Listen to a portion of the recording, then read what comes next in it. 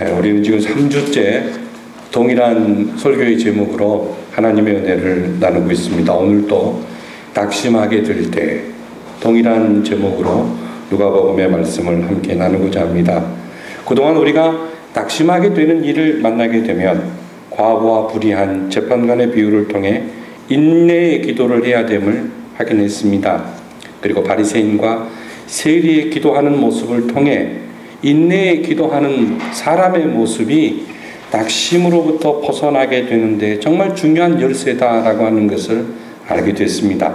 인내의 기도를 하되 겸손한 신앙의 자세를 유지하면서 기도를 할 때 낙심으로부터 벗어날 수 있다 하는 것을 저는 지난주에 나눴습니다. 저는 오늘 또 계속해서 낙심하게 되는 일을 만나게 됐을 때 우리의 신앙의 자세를 점검하고 정말 나는 하나님이 기뻐하시는 이 믿음의 모습을 현재 유지하고 있는가 하는 것을 참 정립해야 한다는 사실을 이 시간에는 강조하고 싶습니다.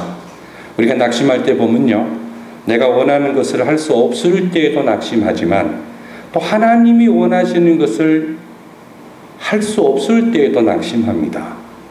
본인이 할 수 있는데도 불구하고 하지 않는 경우에 자신의 나약함을 보면서도 낙심합니다. 자, 이때 우리에게 필요한 것은 이 겸손히 인내하며 기도하는 것입니다. 그리고 또 하나 정말 우리에게 있어야 할 것이 있는데 그것이 하나님 나라 백성이 가져야 될 신앙의 특징입니다. 하나님을 아버지로 모시는 사람이 가져야 될 그 신앙의 특징이 우리에게 있는가 없는가를 확인하는 것이 낙심을 경험할 때 우리가 해야 될 일입니다. 하나님이 우리에게 어떤 분입니까? 그분은 우리를 만드신 창조주 하나님이시고 우리를 구원하신 구속주 하나님이십니다. 그래서 우리가 그의 자녀입니다. 예수를 모시고 사는 사람을 성경은 분명히 하나님의 자녀라고 칭하고 있죠. 곧 그 이름을 믿는 자에게는, 특별히 영접하는 자, 예수님을 모시고 사는 사람들, 그 예수님의 이름을, 그 이름의 내용과 그의 사역과 그의 성품을 믿는 사람들에게는 하나님의 자녀가 되는 권세를 주셨다고 성경은 분명히 말씀하고 있습니다. 여러분과 제가 바로 하나님의 자녀입니다. 바로 누가복음의 저자인 루가는 본문의 말씀을 통해 하나님 나라의 백성이고 하나님의 자녀의 특징이 무엇인가를 우리에게 말씀해 주고 있습니다. 낙심하게 되었을 때 나는 정말 하나님 나라의 백성으로서의 모습을 가지고 있는가, 이것을 점검하는 것이 굉장히 중요하다는 겁니다. 의사인 누가가 예수님의 가르침을 신실하게 받아들이고 있고 그것을 기록하고 있는 것을 우리는 지금 누가복음을 통해 계속해서 살펴보고 있습니다. 그래서 그는 누가복음 이 18장 서두에 이 제자들이 앞으로 낙심하게 될 문제를 예수님이 바라보시면서 문장을 이어나갈 때 의도적으로 이 본문의 말씀, 오늘 15절부터 17절의 말씀을 여기에 혹시 배치하지 않았나, 저는 누가복음을 묵상하면서 그런 생각이 들었습니다. 여러분, 우리가 낙심하게 될 때 내가 어린아이와 같은 신앙인인가를 점검해 봐야 됩니다. 너무 우리 신앙이 늙어서, 우리 신앙이 썩어서, 우리 신앙이 병들어서, 우리 신앙이 너무나도 계산적이고 어른스러워서 내가 낙심하는 것은 아닌지, 그런 점검이 필요하다는 거예요. 지금 예수님과 제자들이 이스라엘 북쪽 지방에서 남쪽 지방 예루살렘을 향해 가고 있습니다. 본문의 사건이 어느 지방에서 누구의 집에서 일어났는지 장소와 시간은 기록하고 있잖아요. 하지만 대부분의 신학자들은 이 말씀이 예루살렘으로, 북쪽 갈릴리에서 예루살렘으로 가는 중에, 북쪽에서 남쪽으로 가는 중에 베레아 지방이라고 하는 곳에서 일어났을 것이다, 그렇게 다들 주장합니다. 거기에 저도 동의합니다. 베레아 지방 어느 집에 있을 때에 많은 사람들이 예수님이 베레아 지방의 어느 집에 왔다고 하는 소문을 듣고 사람들이 몰려들었는데 이때 이 사람들이 아이들을 데리고 나왔습니다. 여러분, 우리가 이 누가복음을 보면서 누가복음의 저자인 의사인 누가가 성경을 매우 자세하게 기록하고 있다는 것을 발견할 수 있어야 됩니다. 독자들인 여러분들은요, 마태복음과 마가복음과 다르게 누가복음이 쓰여지고 있어요. 마태복음과 마가복음에는 단지 사람들이 아이들을 데리고 왔다 이렇게 성경이 기록되고 있습니다만 누가복음에서는 그렇게 성경을 기록하지 않고 어린 아기와 어린 아이를 데리고 왔다라고 소개하고 있어요. 자, 15절 말씀에 보면 어린 아기를 데리고, 또 16절에는 어린 아이들, 또 17절 보면 어린 아이, 이렇게 어린 아이라고 하는 말이 3번 등장하고 어린 아기가 1번 등장하죠. 이건 헬라어 성경을 보게 되면 다른 단어입니다. 이 두 단어는 의미가 전혀 달라요. 15절에 등장하고 있는 어린 아기라고 하는 그 단어는요, 브레포스라고 하는 단어인데 젖먹이를 말합니다. 젖을 먹는 아기예요. 그리고 16절 이하에 등장하는 어린 아이는 여러분이 너무나도 많이 들어봤던 단어인 파이디온이라고 하는 단어 기억나시죠? 파이디온 선교회가 있잖아요. 이 파이디온이라고 하는 말이 어린 아이라는 뜻입니다. 그런데 이 파이디온이라고 하는 이 어린 아이의 뜻은 7세 미만의 아이들을 가리켜요.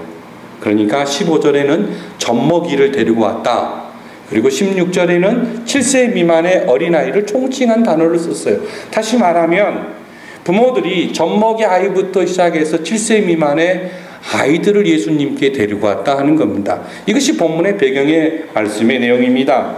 자, 그러니까 젖먹이부터 7세 미만의 유치원 다닐 만한 아이들까지 부모들이 쫄래쫄래 데리고 왔어요. 그 이유가 뭡니까? 그 이유가 본문에 등장하고 있죠. 예수께서 만져주심을 바라고, 15절에 예수님이 만져주기를 원하셨다. 만져주기를 원하셨다 하는 말씀은 안수해 주기를 원하셨다는 거예요. 유대 사회에서는 어떤 풍습이 있었냐면 고매한 훌륭한 랍비가 있으면 그 랍비에게 가서 자기 자녀들을 안수기도 받는 것을 굉장히 축복으로 알았습니다. 그 특권으로 알았어요. 여러분의 자녀가 누군가에게 축복 기도를 받는 것 하고 굉장히 영광스럽고 귀한 일입니다. 특별히 7세 미만의 아이들이 유명하고 훌륭한 사람에게 기도를 받는 것을 굉장히 유대 사회에서는 영광스럽게 생각을 했습니다. 그래서 예수님이 훌륭한 랍비라고 믿고 있었던 수많은 사람들이 예수님께 자기의 자녀들을 데리고 온 겁니다. 자, 자기의 자녀들을 데리고 왔을 때 이 광경을 본 제자들이 어떠했겠습니까? 여러분, 그 아이들 같은 경우는요, 낯을 많이 가려요. 저기 뒤에 지금 유리창에서 예배당 광경을 보고 있는 제소 있잖아요. 제소가 어느 날, 비 오는 날 우리 집에 한 분 왔었습니다. 우리 집에 와서 있는데 얼마나 얌전한지, 와, 정말 이 소파에 딱 앉아 있는데요, 저는 그렇게 얌전한 제소를 지금까지 본 적이 없습니다. 앞으로도 아마 볼 수가 없을 것 같아요. 말 한마디도 안 하고 웃지도 않고 이렇게 앉아있으면. 근데 그 사진을 제가 여러 장 찍었어요. 너무 예뻐가지고 여러 장 찍었는데 나중에 뭐 물어보면 이 정도만 하지 집에 있으면서 말을 한마디도 안 하는 거예요. 왜 그랬을까요? 아이들은요, 낯을 가려요. 그 4, 5살, 5살, 6살 돼도요, 남의 집에다가 아이 오랫동안 맡겨놓고 가면 아이들이 불안해합니다. 아이들의 특징이 그렇잖아요. 그래서 엄마 올 시간만 기다리는 거예요. 자, 그러니 처음 보는 랍비 예수님께 자주 봤던 사람인데도 그렇게 평소와 달리 어색한 분위기가 흐르는데, 처음 본 예수님께 아이를 데리고 오는 그런 상황이라고 보십시오. 엄마 품에 안겨온 그 아이들, 그리고 아빠 손에 붙잡혀서 오는 아이들이 얼마나 부잡스러웠겠어요. 막 나 안 가. 나 저 예수한테 기도 안 받을 거야. 나 그냥 갈래. 엄마 그냥 가자. 시끄러웠을 거 아닙니까? 이때 제자들이 이 상황을 보고 그 사람들을 꾸짖었습니다. 나무랬습니다. 왜냐하면 제자들은 나름대로 선생님을 생각한다고 하는, 선생님을 사랑하는 방편이라고 여기면서 사람들을 나무렸어요. 예수님을 귀찮게 하지 말라고 꾸짖었습니다. 그리고 그 아이들 데리고 오는 부모들은 그냥 가시오 하는 그런 토로 그 부모와 아이들을 대했던 겁니다. 분위기 망치지 말라는 거죠. 지금 제자들은 심각한 가운데 있거든요. 왜냐하면 예수님이 갈릴리에서 예루살렘으로 내려가는 그 과정 속에, 아니, 심심하면 내가 죽고 사흘 만에 살아날 것이다, 이 땅 이상한 소리만 하니까 이 제자들이 굉장히 지금 이거 보통 문제가 아니구나, 저 예수님, 3년 동안 따라다녔던 저 예수님이 이제 비장한 각오를 가지시고 예루살렘으로 가시면서 무언가를 하려고 또 뭔가를 생각하시면서 가고 있는데 부모님들과 아이들이 와서 예수님의 생각을 망친다고 생각했어요. 그래서 그 부모와 아이들의 부산스러움을 정지시키는 것이 아주 골똘하게 뭔가를 생각하며 무슨 일을 진행하고 있는 우리 선생님 예수님을 돕는 길이라고 생각해서 그 아이들이 접근하는 것을 막았던 겁니다. 마치 이런 거예요. 우리 자매님들이 하루 종일 이 무더위 가운데 밖에서 일하고 돌아오는 남편이 들어왔을 때 아이가 아빠 하고 막 뛰어가잖아요. 그때 자매님들이 뭐라 그래요? 얘들아, 오늘 아빠 성가시게 하지 말아라. 아빠 오늘은 무지하게 힘들겠다. 피곤하시겠다. 뭐 이렇게 하면서 아이들이 아빠에게 접근하는 것을 막는 그런 그 모습을 머리 연상해 보십시오.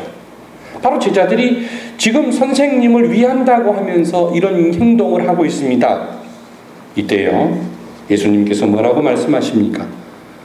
제자들이 꾸짖고 내쫓는 그 아이들을 부르셨어요. 그리고 부르시고 말씀하시면서 제자들에게 말씀하십니다. 어린아이들이 내게 오는 것을 금하지 말라. 용납하고 금하지 말라. 하나님의 나라는 이런 자의 것이니라. 하나님의 나라는 너희들이 볼 때에는 젖먹이고 하나님의 나라는 너희들이 볼 때는 7세 미만의 아이처럼 보이는 철부지들이지만 저 7세 미만의 아이들, 젖먹이 아이들이 바로 하나님 나라 백성들의 특징을 보이고 있다. 예수님이 이렇게 말씀하신 거예요. 그리고는 사랑하는 제자들에게 너희들이 바로 저 젖먹이들처럼 저 7세 미만의 어린아이들처럼 특징을 지닐 것을 말씀하셨습니다. 낙심하게 될 때요, 내가 젖먹이 아이인가 아니면 어린아이와 같은 그런 어떤 모습을 가지고 있는가를 점검해 봐야 됩니다. 자, 사실 어린아이들도요 본질적으로 악합니다. 저는 악하고 또 못된 부분의 그 젖먹이와 어린아이의 모습을 주님이 말씀하셨다라고는 믿고 싶지 않습니다. 부정적인 모습을 우리 주님이 다 그냥 이것을 수용하라는 것은 결코 아닙니다. 예수님은 우리가 알고 있는 어린아이의 부정적인 면 말고 다른 이면의 상태를 지금 우리에게 교훈하고 있는 거예요. 자, 우리가 낙심하게 될 때 신앙적으로 연약해서 성숙하지 못해서 낙심할 경우가 있습니다. 하나님에 대한 지식이 부족해서 낙심할 때가 있습니다. 하나님을 아직도 경험해 보지 못해서 낙심하는 경우가 있습니다. 그런데요, 대부분의 낙심은요, 너무나도 복잡하게 생각해서 낙심해요. 저를 봐도 그래요. 또 너무나도 계산적이어서 낙심해요. 여러분 안 그러십니까? 너무 복잡하고 너무 계산적이어서 낙심할 때가 있어요. 본문에 보게 되면 어린아이들은요, 어린아이는 보세요. 7세 미만의 아이들, 여기 지금 어린아이는 이렇게 초등학교 다니는 그 아이들이 아니에요. 7세 미만의 아이들이니까 아주 어린 애들이에요. 아주 어린 애들은요, 돈이 없다고 낙심하지 않습니다. 아주 어린 애들은요, 옷을 잘 입지 못한다고 낙심하지 않아요. 아주 어린 애들은요, 좋은 집에 살지 않는다고 낙심하지 않습니다. 아빠가 좋은 집에 살지 않는다고, 좋은 차를 타지 않는다고 낙심하지 않아요. 그런데요, 조금만 크면, 초등학교만 입학하면 아이들이 어떻게 됩니까? 똑똑해져요. 그 어린아이의 모습을 잃어버려요. 똑똑해지고, 그리고 비교해서 때로는 낙심합니다. 예수님이 지금 말씀하신 그 어린아이의 수준은 7세 미만의 그 아이들이에요. 철부지들입니다. 하나님 나라의 백성들이 그러한 철부지 아이들과 같은 모습을 가져야 한다는 겁니다. 오늘 이 말씀을 저와 여러분이 가슴에 깊이 새겼으면 정말 좋겠습니다. 젖먹이와 같은 어린아이, 그리고 또한 뭘 좀 몰라도 한참 모르지만 그 속에 뭔가 담겨져 있는 그 아이들도 죄인이고 자기중심적인 문제가 있는 존재입니다. 하지만 예수님께서 어떤 아이들의 일면을 염두에 두시고 말씀하실까요? 오늘 저는 두 가지를 말씀드리고 싶습니다. 첫 번째는 어린아이는 단순하다 하는 것입니다. 단순하다. 그리고 두 번째는 어린아이는요, 젖먹이와 7살 밑에 어린아이는 부모를 정말 100% 신뢰합니다. 전적으로 의지해요. 이 두 가지를 우리가 생각해야 할 것 같습니다. 우리가 신앙이 단순해야 됩니다. 믿음이 단순해야 돼요. 전적으로 내가 하나님을 의지하고 있는가, 이것을 살펴봐야 됩니다. 이 과정이요, 사실은 굉장히 고통스러운 과정입니다. 단순한 게 필요해요. 단순한 게. 자, 어린아이가 단순하다는 것이 뭘까요? 여러분, 어린아이 너무너무 단순합니다. 지금 지금은 안 그럴 거예요. 재서 얘기 제가 두 번째 하는데, 재서가 이제 좀 커서 안 그럴 겁니다. 재서가 한 2년 전만 해도 이 앞에 지나갈 때 저를 처음 본다고 생각하고, 제가 재서가 좋아하는 아이스크림 하나 딱 사가지고 딱 주면서, 야, 이거 먹어. 아저씨랑 같이 갈까? 그러면 걔 따라오래입니다. 근데 지금은 따라올까요? 안 따라올까요? 지금 교육을 받아서 안 따라올 거예요.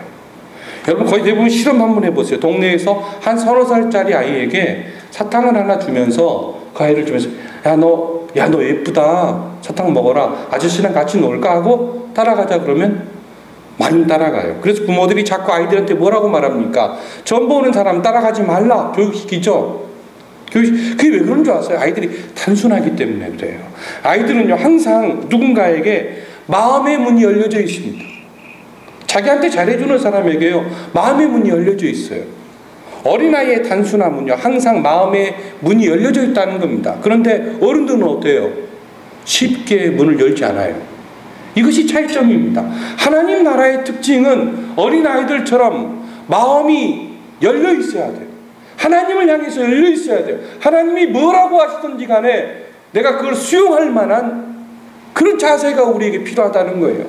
그것이 없으니까 우리가 낙심하게 되는 거예요. 그렇잖아요. 저를 볼 때도 그래요. 어느 아이를 많이 둔 집이 있었어요. 근데 그 엄마가 용어가 굉장히 거칠어요. 아이들이 많으니까 아이들에게 심한 말을 합니다. 그 가운데 하나가 뭐냐면, 밥상을 차려놓고 밥을 빨리 안 먹으면 아이들한테 그래, 야, 이것들아 빨리 와서 처먹어라. 그래요. 응? 밥 먹으면서 밥이나 처먹지 뭐 딴짓을 하냐고 그래요. 항상. 응? 밥 안 먹고 텔레비 보면, 야 인마 너 밥이나 빨리 처먹고 학교 가야지. 텔레비 보면서 늦장 부리냐고. 그러니까 밥을 먹는다는 개념을 어머니는 아이들에게 처먹는다 이렇게 심어준 거예요. 태어날 때부터 그 집 아이들은 밥을 먹는다 생각하지 않고 밥은 처먹는 것이다 이렇게 생각했어요. 그래서 막내 아이가 학교를 갔습니다. 학교를 갔는데, 저도 어렸을 때 선생님이 이렇게 저희 집에 신방 온 적이 있거든요. 저도 이게 어렸을 때 저희 집에 선생님이 가정 방문을 하는데, 해피님 그때 목욕하는 시간이었어요. 초등학교 1학년이에요. 아이 세상에 목욕을 딱 하고 나왔는데 아이 선생님이 오신 거예요. 그러니까 내가 나올 수도 없고 들어갈 수도 없고, 내 선생님이 지금도 생각나요. 그 선생님이 그래요. 승룡아 그냥 나와 괜찮아 그러는 거예요. 어머니도 이제 밖에 있고. 여러분 생각해 좀 재밌죠? 네, 그때가 초등학교 1학년 때 기억이 납니다. 근데 이 집도 이제 선생님이 가정 방문을 왔는데, 식사 시간이 됐어요. 간식 시간이 됐어요. 간식을 딱 선생님 오셨다고 맛있는 간식을 내놨습니다. 엄마가 간식을 내놨어요. 간식을 선생님 딱 하나를 잡수지만 아이들에게 너희들도 와서 먹으렴 그랬어요. 너희들도 와서 먹으렴. 그러자 이 아이, 막내 아이가 엄마 눈치를 슬슬 보면서, 엄마 선생님이 같이 먹자는데 같이 처먹을까요? 선생님 앞에서.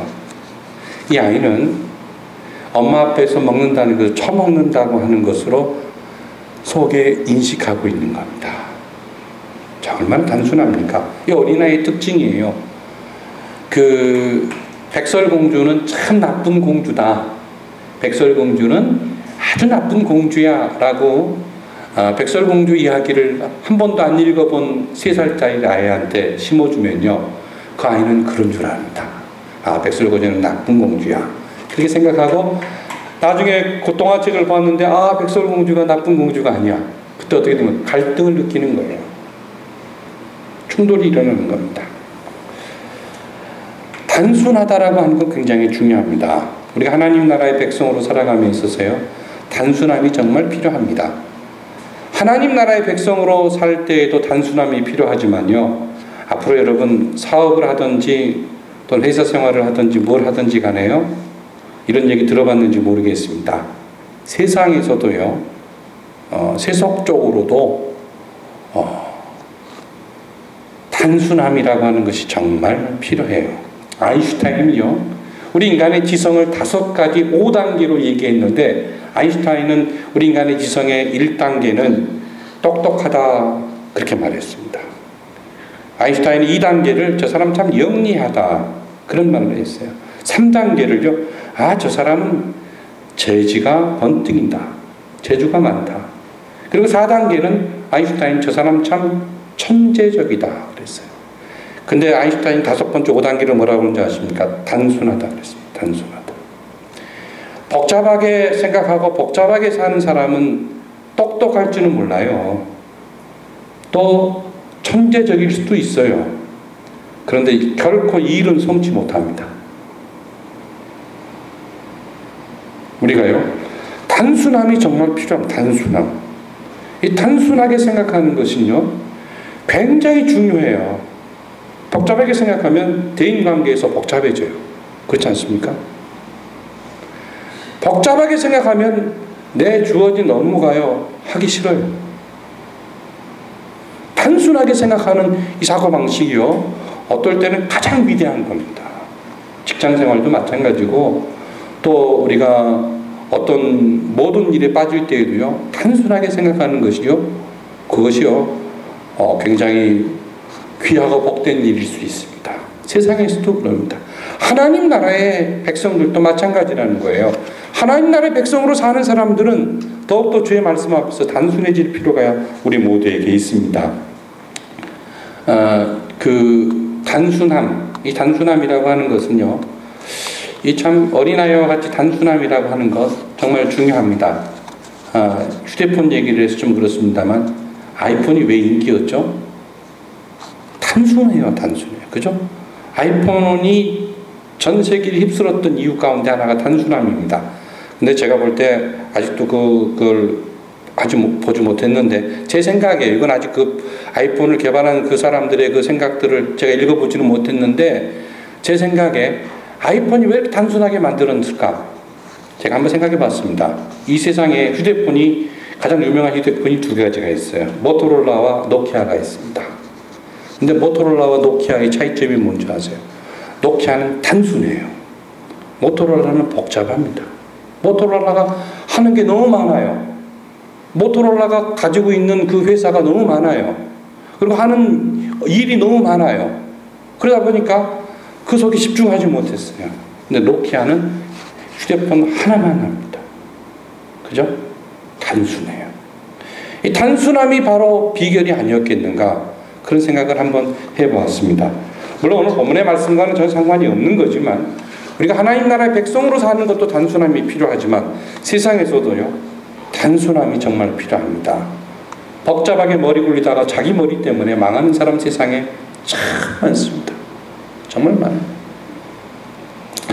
하나님 나라에 대해서 단순하게 생각하고 단순하게 우리 삶에 적용하는 것이 얼마나 필요한가.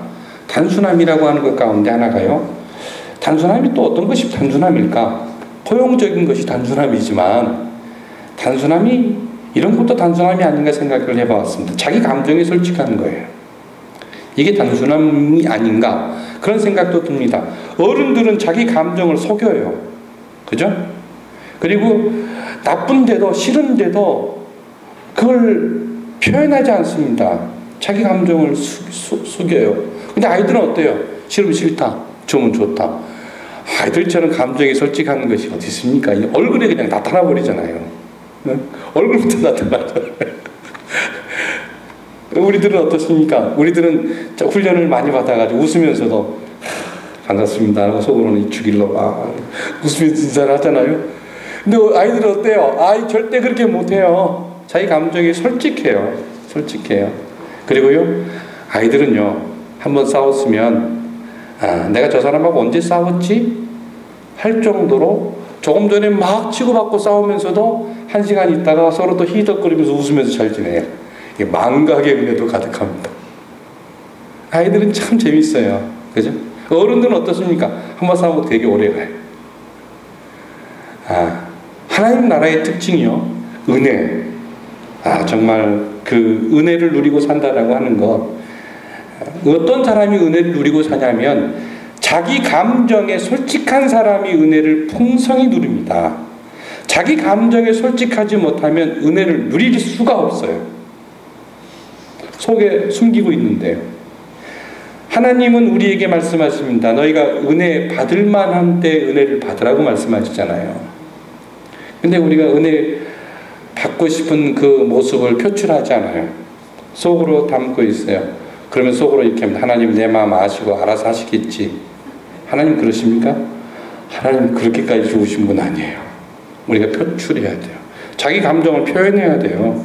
자, 아이들 자기가 하고 싶은 것을 하고 싶어서 얼마나 뗐습니까? 자기가 먹고 싶은 거 있을 때 얼마나 먹고 싶다라고 얘기합니까? 또 자기가 먹기 싫은 거 줄 때 엄마한테 얼마나 나 이거 먹기 싫어 하면서 억지로 받아 먹습니까? 자기 감정에 솔직하거든요. 우리가 하나님 나라의 백성으로 살아감에 있어서 하나님 앞에서 내 감정에 솔직할 필요가 있습니다. 하나님 앞에서는 내 감정이 솔직해야 돼요. 어른들은 엉큼하잖아요. 엉큼해요. 아이들은 솔직해요. 어른들은 속 다르고 겉 다른 경우가 참 많아요. 아이들은 솔직해요. 자기 감정에 솔직해요.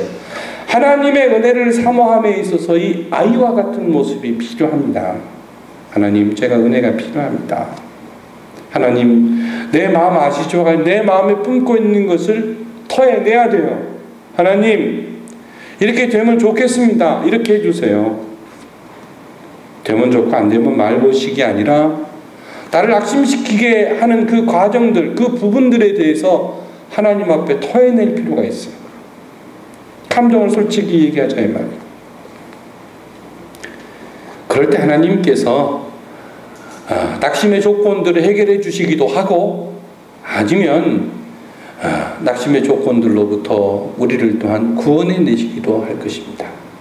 자, 저와 여러분이 낙심될 때 어린아이 같은 단순함이 필요하다 하는 것을 꼭 기억하시기를 주의 이름으로 소원합니다. 아이들은 있는 그대로 받아들여요. 자기 감정에 솔직하잖아요. 그 다음에 크게 두 번째로 어린아이는요, 전적으로 부모를 의지합니다. 아이들의 특징은 독립적이지 않아요. 아이들은 독립적이지 않습니다. 아이들은요, 의존적입니다. 의지합니다. 자, 7살 미만의 아이에게 슈퍼에 가서 뭘 사오렴 심부름 시켜서는 안 돼요. 그렇잖아요. 그건 그 아이들이 할 수 없는 거예요. 3살짜리 아이한테 어디 가서 뭘 해오렴, 너 한 4살짜리 아이한테 동탄 어디 시주부에 가서 인증샷 받아오렴, 큰일 나죠. 7살 미만 아이에게는 독립적인 그런 일들을 시킬 수가 없어요. 항상 의존적입니다. 그리고 누구를 의지해요. 이 말씀, 하나님 나라의 백성들이 하나님을 절대 의지해야 한다는 말씀입니다. 하나님을 의지해야 됩니다. 사실 아이들이요, 이기적인 면이 굉장히 많습니다. 왜 아이들이 이기적인 면이 많은 줄 아세요? 믿는 구석이 있기 때문에 그렇습니다. 나에게는 엄마가 있다. 나에게는 아빠가 있다. 믿는 구석이 있기 때문에 아이들은 굉장히 이기적이지 달리 이기적인 것이 아닙니다. 그렇잖아요. 부모 없는 자식들 보세요. 의기소침해가지고 힘이 쫙 빠져 있습니다. 걔들은 눈치를 많이 봅니다. 여기 한 분도 안 계시니까 제가 이런 얘기 해도 되죠. 눈치를 잘 보고 굉장히 이게 계산적으로 빨라요. 근데 부모를 있는 사람들은 그렇지 않아요. 근데 너무 어렸을 때 부모를 여인 사람들은 눈치가 너무 빨라요. 눈치가 너무 빨라요. 얄미울 정도로 빨라요. 근데 부모 밑에서 그냥 부모 의지하고 살았던 사람들은 그런 것 면에 있어서 눈치가 빠르지 않는 경우도 있어요. 물론 그렇지 않는 경우도 있어요. 물론 그렇지 않는 경우, 이건 다 모두 다 맞는 것은 아닙니다. 예외적인 것이 있긴 해요. 그렇죠? 예외적인 것이 있긴 해요. 전부 다 맞다고 할 수는 없어요. 어떤 분은 정말 부모 밑에 살았어도 정말 항상 눈치 보면서 의기소침해 있는 사람도 있잖아요. 정신적으로 문제가 있어서.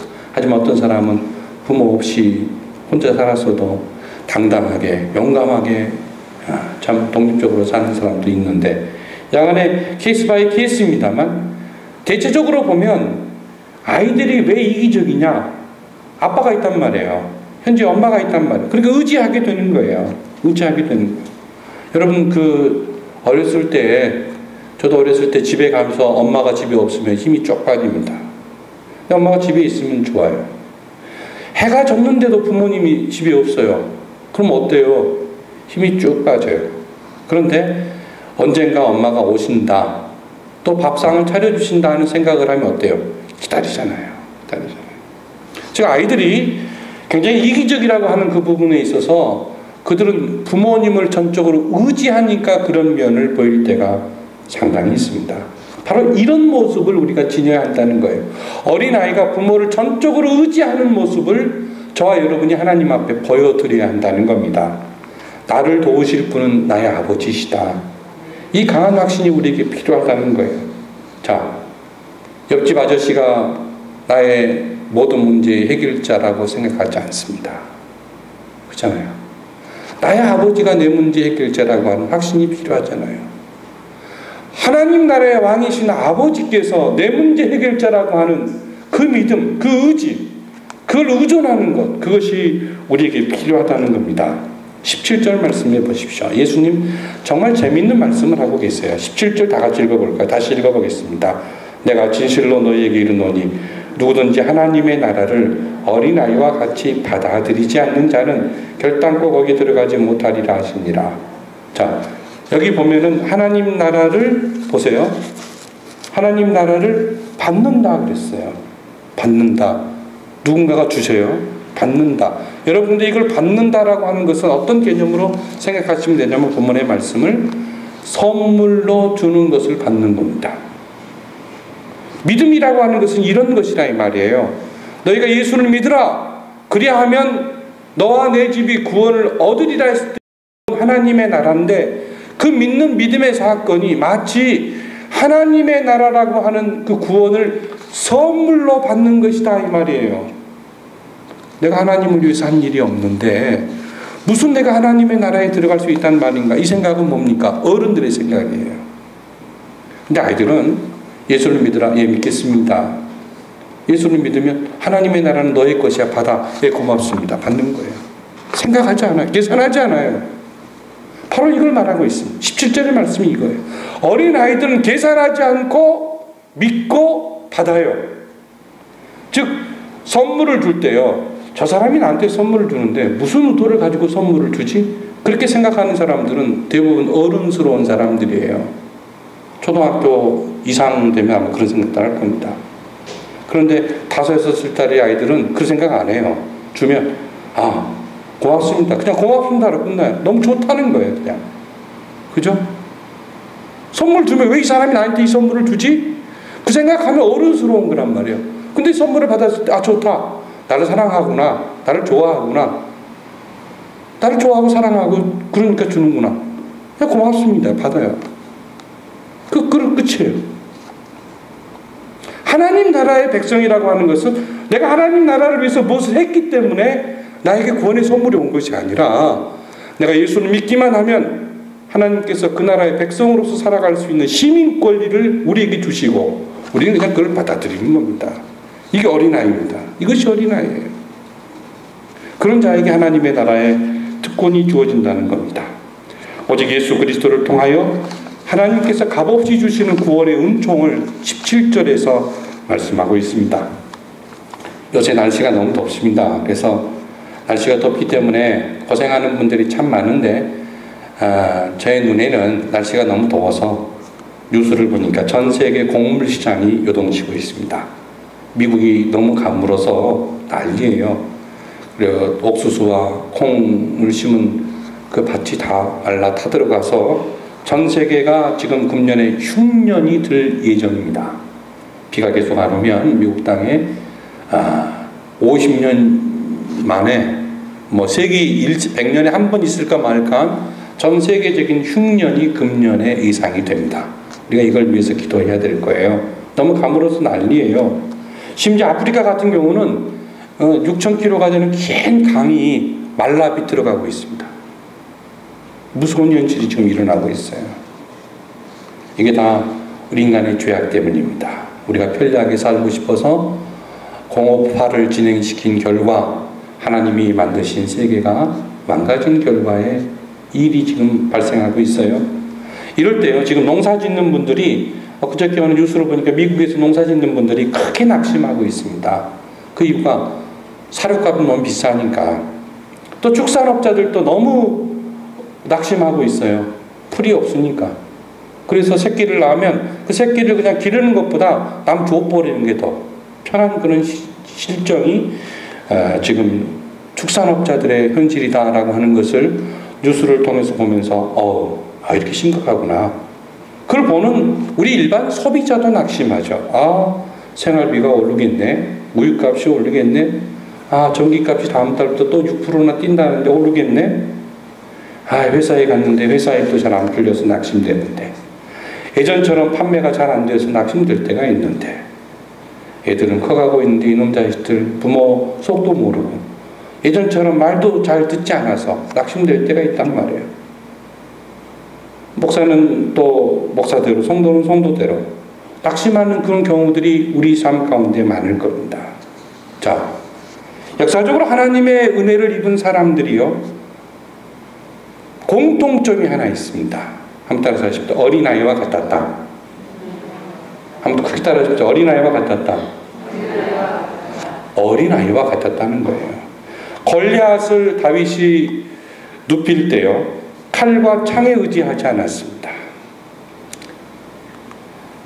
골리앗과 싸울 때 다윗이 이런 말을, 유명한 말을 남기죠. 전쟁은 여호와께 속한 것인즉 그가 너희를 우리 손에 넘기시리라 하면서 하나님의 이름을 의지하고, 너희는 칼과 창으로 내게 오지만 나는 하나님의 이름을 의지하고 너희에게 나간다 하면서 하나님을 의지하고 나가서 골리앗을 넘어뜨렸습니다.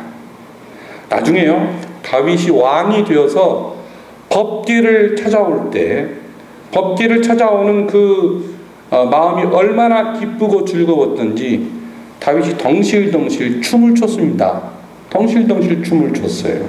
그때요, 사람들이 어떻게 임금이 돼가지고 춤을 추느냐라고 조롱하고, 심지어 그의 아내 미갈조차도 다윗에게 말한 적이 있습니다. 왕이 어떻게 아무리 좋다고 채신머리 없이 춤을 출 수 있습니까?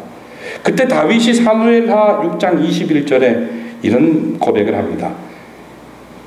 여보게, 이건 내가 하나님 앞에서 한 것이네. 내가 너희들 앞에서 춤추는 것이 아니네. 그렇게 다윗이 얘기했어요. 그 하나님이 나를 택하셔서 이스라엘의 왕으로 삼으셨으니 내가 그 하나님보다 더 낮아져서 내가 하나님보다 더 천하게 보일지라도 하나님 앞에서 내가 춤추는 것인데 무엇이 문제가 있단 말인가? 다윗이 미갈에게 그렇게 말한 부분이 사무엘하 6장 21절에 등장하고 있습니다. 어린아이 같은 모습을 보였습니다. 우리에게 문제가 되는 건 뭐냐면, 우리 믿음이 너무 고정화되어 있어요. 또 우리 믿음이 너무나 예의가 발라요.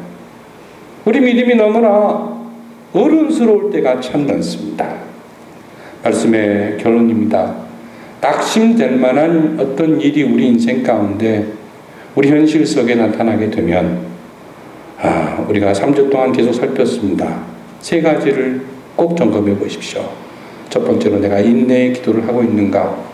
두 번째로, 나는 인내의 기도를 하는 그 사람의 특성, 겸손한 사람인가?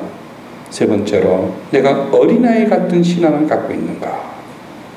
이걸 점검하게 되면 해답이 보일 겁니다.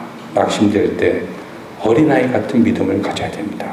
단순한 하나님을 전적으로 의지하는 그 믿음, 저와 여러분이 소유하셔서 이 지상에서 하나님 나라를 경험하시기를 예수님의 이름으로 소원합니다.